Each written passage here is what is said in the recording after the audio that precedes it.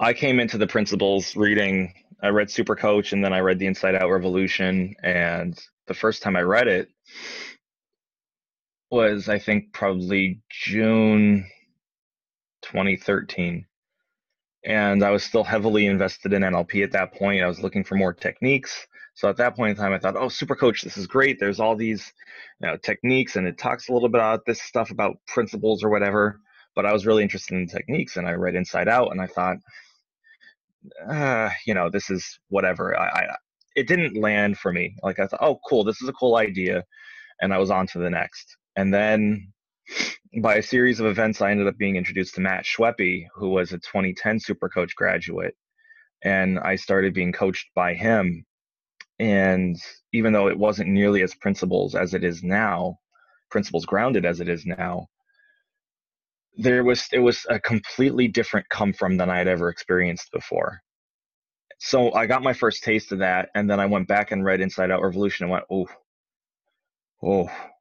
whoa, I missed something big here. And so I read that, I read Clarity, I read a few different books, I started listening to audios, and I thought, okay, this is the next direction I need to go in.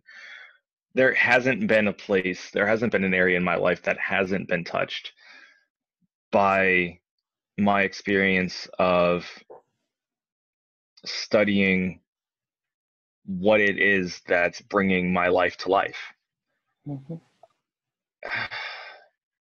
In every relationship that I have in my life, I've shown up differently, and because of that, the relationship has changed. Like there's no relationship in my life that hasn't changed, and because life is relational, there's no aspect that hasn't changed. It's life more and more each day.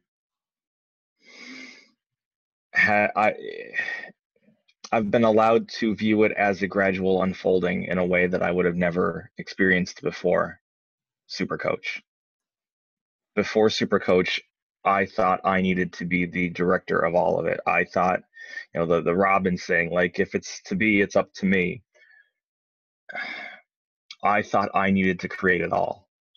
And more every day, because of my experience that I had in Supercoach, I recognize that I create it, but it's also co-created, and that there's a pinging back and forth constantly, moment to moment, of creation between me and this other thing that is far beyond me. And I'm able to sit with that now in a much different way than I would have before my experience with Supercoach Academy. I remember vividly being in New York and realizing the cosmic joke of what we look at the principles, that the way I refer to it as, we think of this is good and this is bad, and that's just how it is. And we never notice that the good and the bad is all made up too. And that all of it is made by this formless, shapeless, meaningless thing called thought. And when that went from here down to here and I got it, it was like stepping into an entirely new world.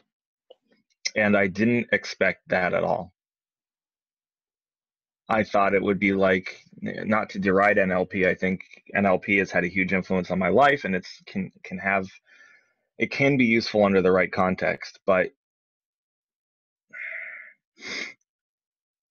this has been like an on switch where I don't have to apply it. It's always there, and I've just seen how it's always been working.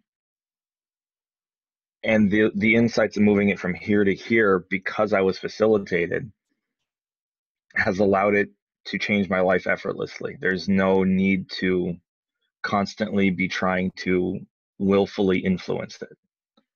So I didn't expect that at all. And like you said, in New York, I did start to see that, I think, that it was much more than just the intellectual place that I was getting it from originally. Mm-hmm.